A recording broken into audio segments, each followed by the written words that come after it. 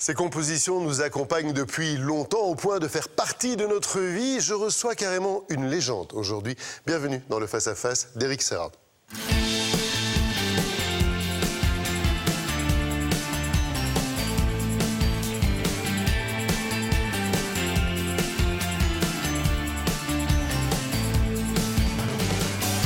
Bonjour à toutes, bonjour à tous, bienvenue sur RTL TVI et bienvenue à vous, Éric Serra. Merci. Merci de nous rejoindre. Je suis très embêté parce que j'ai 1000 choses à vous demander et puis l'émission elle est relativement courte, alors on va procéder avec ordre et méthode. Okay. On va parler vite. On va parler vite, oui, très très vite, comme ça personne ne nous suivra. On va d'abord parler de ce festival, puisque vous êtes là d'abord pour ça chez nous, de ce festival du film international de Bruxelles. Je n'ai rien d'autre devant moi que le président du jury du festival pour l'aspect fiction du festival. Est-ce que je me trompe jusque-là? Oui, voilà, j'ai l'honneur d'être président du jury du Festival international du film de Bruxelles. Ouais. C'est un plaisir et un honneur, oui.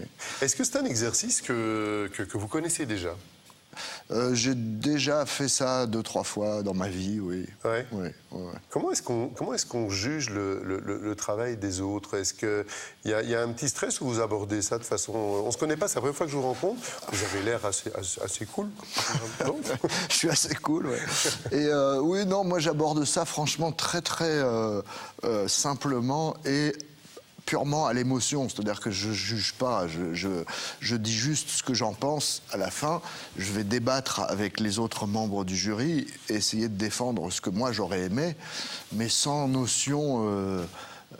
Enfin voilà, je suis pas spécialement très cinéphile, mais par contre, j'ai... Ah c'est vrai, ça c'est intéressant, pas spécialement très cinéphile, non, ça veut voilà, dire oui. quoi, aller au cinéma, regarder des films à la maison, vous n'êtes pas du genre à regarder 2 films par jour par exemple? Ah non, pas du tout, non. Je vais très peu au cinéma, je regarde très peu de films, mais j'aime ça, hein, j'adore ça, mais je suis pas spécialiste, quoi. Je ne pourrais absolument pas être critique cinématographique, mais en même temps, par contre, je suis quelqu'un de sensible, donc voilà, je ressens des émotions et je vais plutôt juger avec ça. Voilà. Presque un œil de spectateur. Oui, voilà, oui. Et puis, je suis sûr que certains autres membres du jury se chargeront d'être beaucoup plus spécialistes que moi. Et si par exemple on vous demandait de juger uniquement la musique du film, est-ce que là vous auriez un œil, en l'occurrence une oreille plutôt, complètement différente?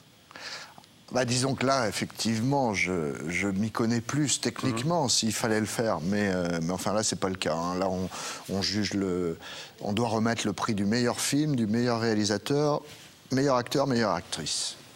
Ça va, vous avez tout le cahier des charges en main, c'est voilà, bon. Non, puis en plus, même si je suis pas très cinéphile, ça fait quand même très longtemps que je travaille dans ce métier, dans ce domaine. En plus, avec des gens plutôt talentueux comme Luc Besson ou quelques autres avec qui je travaillais. Du coup, j'ai quand même quelques notions, mine de rien. Je m'en rends compte tout simplement en voyant les films. Je vois effectivement des faiblesses, même techniques. Donc, voilà. Mais voilà, je vais pas être pointilleux côté technique, quoi. Eh bien, premier exercice, Éric Serra, vous allez juger la bande-annonce du festival.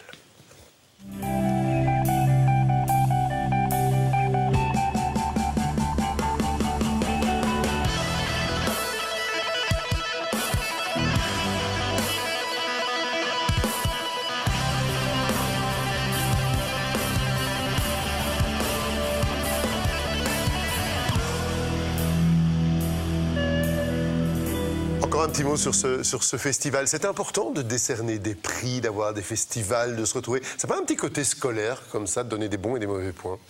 En l'occurrence, surtout des bons. Si, sûrement, mais je sais pas, moi, je me suis pas posé cette question. Je suis invité pour faire ça me fait plaisir, ça m'honore. Inversement, quand j'ai reçu des prix dans ma vie, ça m'a fait très plaisir. Mais je garde quand même toujours à l'esprit que c'est pas pour ça qu'on fait ce métier. Ils sont où chez vous? Mais ça fait plaisir toujours, c'est sympa, quoi. Ils sont où ces prix chez vous? Sur la cheminée, bibliothèque? Non, ils sont posés sous une table en verre dans mon studio. D'accord, on saura tout. C'était une question très importante, je voulais qu'on aille au bout de cette question. Maintenant, la question vraiment bateau, et forcément, quand on dit bateau, on écoute ça. Forcément. Mais en même temps, il y a des gens qui, si on ne le fait pas, ils vont dire mais il est là et on n'a pas écouté le Grand Bleu. Donc, est-ce que ça vous agace? Non, ça m'agace pas. C'est un petit peu frustrant parce que... Parce qu'on résume tout à ça. Voilà. Mais en même temps, je le comprends. Ça a été un tel succès. Ouais. On a fait très court, hein, l'extrait, très court et très discret. Hein. Style vraiment pour rappeler quelque chose. Non, mais ça a fait un succès phénoménal. Ouais. C'est ma plus grosse vente de disques de très loin. Donc je comprends que voilà, il y a des gens que ça a tellement marqué. Mais de même que, je sais pas moi, Jean Reno dans Les Visiteurs ou... C'est ça. Ou même Luc d'ailleurs, hein, Luc Besson tout simplement. Il faut traîner on lui un parle succès, surtout du Grand Bleu. Mais bon, on a fait plein d'autres choses depuis, dont en plus des gros succès aussi. Mais malgré tout, il y a ce truc-là. Donc non, ça m'agace pas. Mais disons que quand quelqu'un me parle d'un autre film, ça me fait plaisir.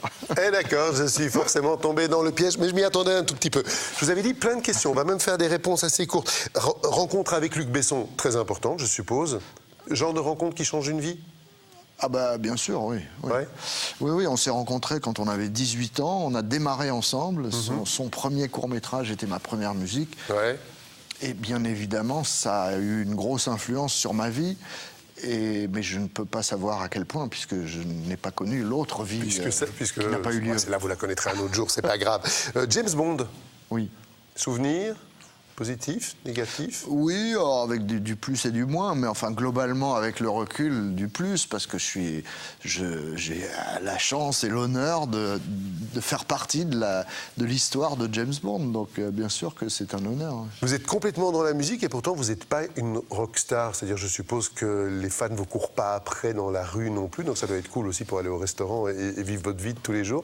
Vous auriez eu envie d'être une rockstar? Enfin, qu'on me court après, qu'on me laisse pas tranquille, non. Par contre, faire de la scène, parce que pour moi c'est plutôt ça que ça veut dire être une rockstar. Faire de la scène et des tournées mondiales, oui, bien sûr, et c'est d'ailleurs un peu ce que je fais quand même parallèlement à mes musiques de film. Hein. J'ai un groupe et je tourne.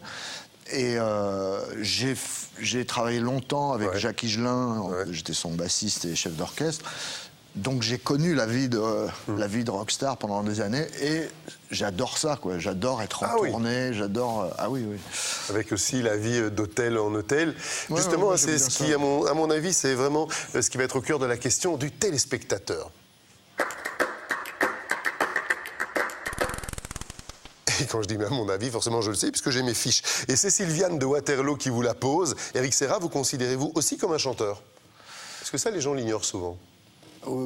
Disons que je suis chanteur, oui, effectivement, puisque je chante sur scène, j'ai fait un album de chanteur, mais je ne suis pas effectivement un chanteur naturel, entre guillemets, c'est-à-dire que c'est pas un truc très naturel pour moi de chanter, donc j'ai été obligé de travailler, je travaille toujours évidemment, je prends des cours, je suis réellement beaucoup plus musicien naturellement. C'est-à-dire que j'ai toujours joué de la musique, alors que je n'ai jamais chanté sous ma douche, par exemple. C'est pas un truc instinctif. Et est-ce que vous chantez partout? Ça, c'est la question suivante. C'est l'humeur de l'invité.